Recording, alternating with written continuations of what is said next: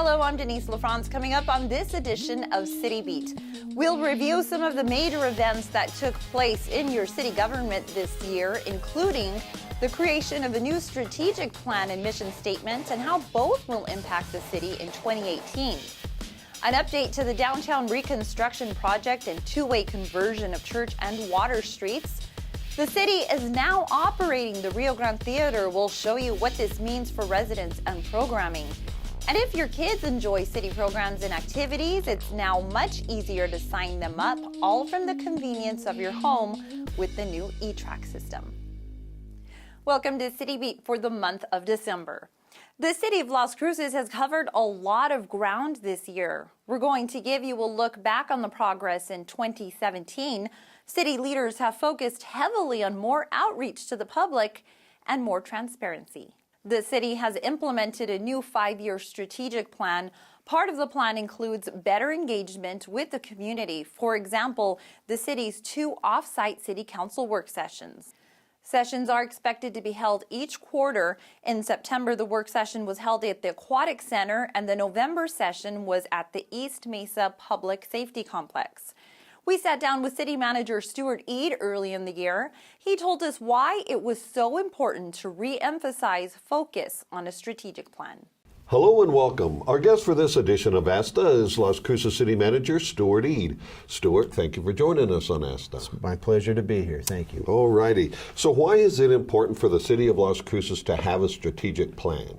Well, it's really important to have a strategic plan so that the city and the administrative piece can really focus on those policy priorities of mayor and council. Mayor and council have done a fantastic job of providing leadership to articulate what it is that they want to see happen over the next 5 years. And so why is having a strategic plan important for the community? How will it benefit the community? It benefits the community because it really focuses our resources on those areas that mayor and council want us to pay particular attention to bring the personnel, equipment, resources, and really affect some change. Not everything that we do, not all of our operations are covered in the strategic plan. For instance, we don't have anything dedicated specifically to police and fire, but it's not because police and fire aren't important. It's because they're doing a fantastic job. We want to maintain what we have. We want to maintain those critical services. But really what we're looking at with the strategic plan is a chance to focus on those areas that we need to prioritize and bring resources to affect a good positive change and ultimately a positive outcome that'll benefit the community. Very good. Now you've told us how important having the plan is. How was it developed? It was developed through a couple days of strategic planning. We met with mayor and council. We brought in a consulting firm to come in and kind of mediate, a third party, an outside set of eyes, just to kind of help mayor and council articulate some of those priorities. They've identified those priorities through many community meetings that they've had with their constituents. And so it was really a chance for us to focus those priorities from the community and really give mayor and council an opportunity to kind of vet their thoughts and really prioritize those issues that their constituents have brought to their attention. Okay, very good.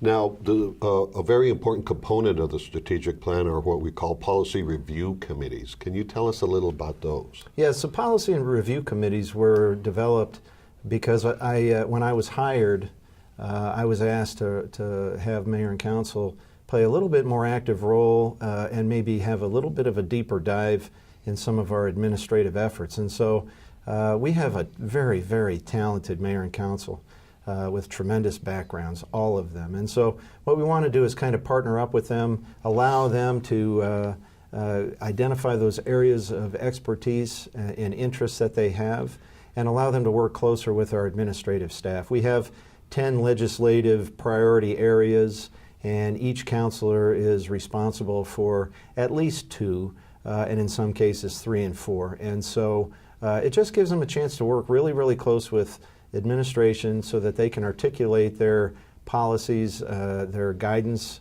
their priorities, and allow us to focus. And then after that legislative committee meets, that council rep that's on that legislative committee takes that back to the greater body in a work session and explains some of the ideas and outcomes that they're looking to create through those committees. All right. Very good. And one last thing, performance-based budgeting, you're moving us towards a performance-based model in the City of Las Cruces government. Can you tell us a little about that? Well, when I was hired, I was asked to bring more results to our daily operations and have a measure of everything that we do so that we can assess success, and we can also qualify and quantify what that success is. And so a performance model, we're looking to transition to a high-performing organization, and we want everything that we do, we want to identify those critical tasks and what those critical outcomes are, not outputs. We're not counting the number of things that we do. What we want to do, what we want to assess is what our impact is on the community. And so this year we'll be transitioning to a performance model. Every department's going to have a strategic plan, and it all starts with Mayor and Council's 5-year strategic plan. Everything dovetails from that. We have a new mission statement. We have our new strategic plan through 2022, and this will allow our departments to focus on Mayor and Council's priorities and break that down to the department level, and then have performance outcomes. And you mentioned the new mission statement, and so when City Council passed it, they did it in English and Spanish, and that was a deliberate move, right, to have it in Spanish as well. Yes, it was. We want to improve our communications with the community, and we have a lot of Spanish speakers in our community, and so we not only translated the mission statement into Spanish, but also the strategic plan, and my understanding is that's the first time that both of those documents have been available in Spanish. So we're really excited about that. We think that's very, very important. Well, wonderful. Well, very informative. And Stuart Eat, City Manager for the City of Las Cruces, thank you for joining us. Thank you for having me, Udell. You can view the strategic plan and mission statement on the city's website in the Hot Topic section of las-cruces.org to see what changes are coming up in 2018, including internships with the city, better planning and reporting, and more city-sponsored events. The conversion of downtown Las Cruces began in spring of 2017 with about a year and a half of work. Right now, road work includes electric, water, storm drains, and several other upgrades at the south end of downtown. We spoke with the city's Economic Development Office and businesses downtown. You can see a lot of completed work since this story ran about a few months ago. So I'm Andy Guss, and I'm with the Economic Development Department at the City of Las Cruces, and we just want to remind everyone that the Church and Water two-way conversion construction project has started, but we are proactively communicating with businesses. We're still encouraging people to come down to downtown to explore, shop, have a good time. We're maintaining access to businesses. We're one lane of traffic open at all times so that people are able to get around, to get where they need to be, and still come down here, enjoy what we have in our beautiful downtown. So we're doing the Church and Water two-way conversion project because two-way streets have been shown to be safer, they slow down traffic, people are going to see the businesses that are on the street, they're going to look both ways for pedestrians, and the idea is to make downtown a place to drive to, not to drive through. I am the owner of Coaz Bookstore. We've been downtown since 1991. We love downtown. It's come a long ways since we moved down here in the early 90s. We dealt with construction when they did the Main Street. That was a big deal. We were very worried, but you know what? We survived. It's a wonderful thing. I'm so glad that it's done, and I think we're going to probably be able to say the same thing about the two-way conversions on Church and Water. It's going to be construction. You know, when can you say construction is awesome? But just be patient. Just assume you're downtown. Someday downtown will be so busy you have to drive slow anyway. So, maybe this is just a practice for that. So the construction project was designed to be broken into very small phases so that it would have minimal impact to businesses. We would get very small pieces done before we moved on to the next stop. And then we've broken those phases into 4 zones of construction. And the first zone of construction is where you're seeing them start on the south end. And that zone is the largest zone, and it'll be done by the end of January of 2018. Well, I'm really glad they're phasing it. I would be horrified if they said, okay, we're going to shut down church and water, nobody can get through. That's not going to happen. I think they've really thought this out really well. There's only going to be portions that are shut down, and it would be very hard to find any business down here that is cut off completely at any point. I don't think that's going to happen. I think we're going to always have access to anybody down here. So just expect to drive slow, just like in any other part of the city. There's going to be construction any given time. You just have to deal with it, and it's not that bad. So when all of it's said and done, we really see this as one of a catalytic project to bring people to downtown, to get them here, to make it a vibrant center of our city. Last month, we showed you how the sections of road to the north and west of the Amador project are coming along. You can continue to follow the project at the city's website, los-cruces.org. At the bottom of the page in the major roadway projects box, just click on the church water conversion. The Parks and Recreation Department has made it easier to sign up for the sports teams and classes with the addition of the online program E-Trak. The city has been using the service since the fall of 2015, but only this year offered the online version to the public for the ease of signing up for programming. We need a name, we need a birth date, we need an address, an email address, and phone number. Email address is very important as well as the name. And then you're going to create a login ID and a password, very similar to if you've ever created a username and password for any like social media or any online account. You can get to the E-Trak program by clicking on the Play tab at the city's website, los-cruces.org, then online registration. Programs change frequently, so be sure to check often. We put a lot of work into examining the downtown parking situation. Several videos were produced to help residents visualize what downtown parking is like on different days of the week and different times of day. You can get a look at the various videos by visiting our page, the Public Information Office, off the city's website. You will also notice a lot of references to this website throughout this edition of City Beat. We'd like to reiterate that much of the information you might be looking for can be easily found on the website. Many of the videos can be found on clctv.com. The city celebrated the 4th year of the Country Music Festival. This year's event brought headliners Casey Musgraves, Travis Tritt, the Eli Young Band, and more. It was also the most attended country music festival the city has held to date. This coming year, Visit Las Cruces is planning to move the event to the fall and to a new location. Details are located on the Las Cruces countrymusic.com webpage. The Rio Grande Theatre has also come into management by City of Las Cruces staff. Here's a look back at what staff anticipated when they first learned they would manage the theater.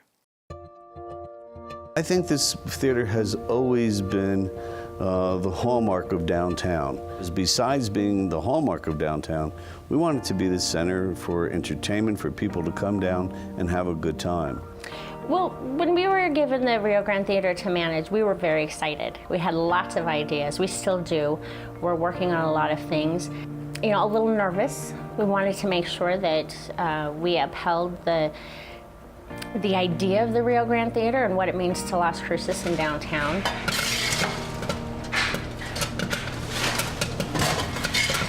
First of all, we have our classic film series. We're also doing a kids matinee on Saturdays as well, one Saturday a month. And once again, it's nice to see this theater with lots of noises here on Saturdays with parents and kids. And then there's going to be a lot of special events that are going on. Our first one being with Selena, a cover of Selena coming in, so that should be a lot of fun as well. Every Thursday night we have a band. We're calling it the Thursday Night Jam Sessions, and we have all sorts of genres from rock, country, jazz, Americana, you name it, we got it. We usually plan about 2 months out. So if you're a band or you're a singer or know somebody who's in a band, just let us know and we'll work to see if we can get you in.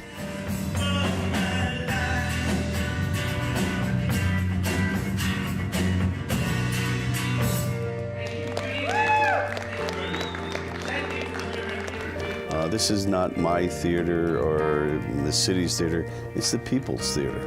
And it's important for us to present it, to let people know that they're welcome into this theater. Get the Visit Las Cruces app and get the full entire schedule, or go online and check it out, because there's going to be a lot of activity happening here every week.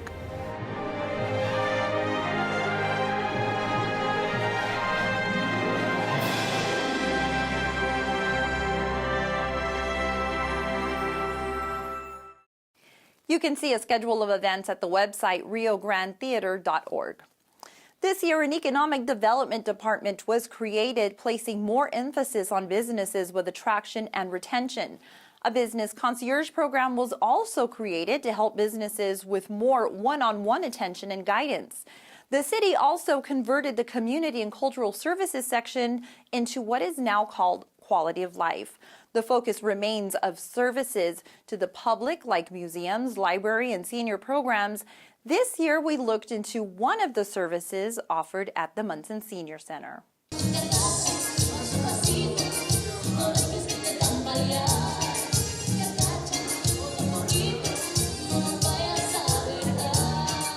So today at the Munson Center, we have one of our dances happening. We have dances every single month for folks that are 50 and over. Whoever wants to participate, they can come to the Munson Center dance, and it's $3 per person. It's every third Thursday of the month from 2 to 4.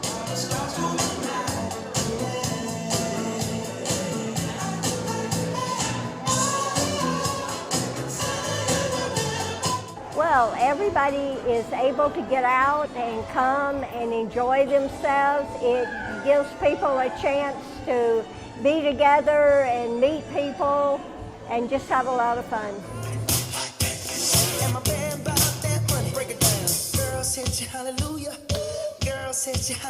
Well, as we get older, seniors tend not to do a lot of exercise.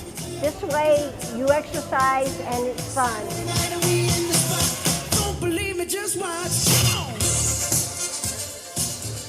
There's usually anywhere from 60 to 80 people that attend, and they have all sorts of prizes, door prizes that they give, and they play the chicken dance and the limbo rock and all sorts of other fun dances that everybody just really enjoys.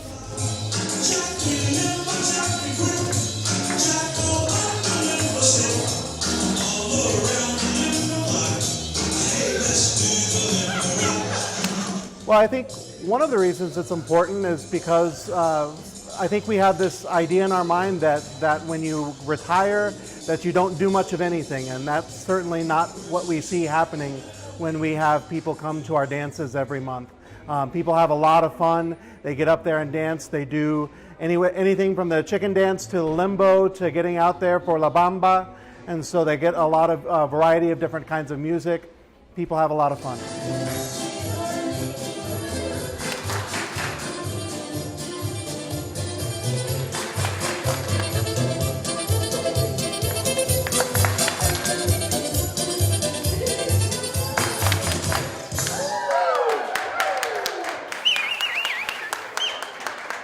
We just want everybody to come out and enjoy it and have fun, and I think they'd love it if they come.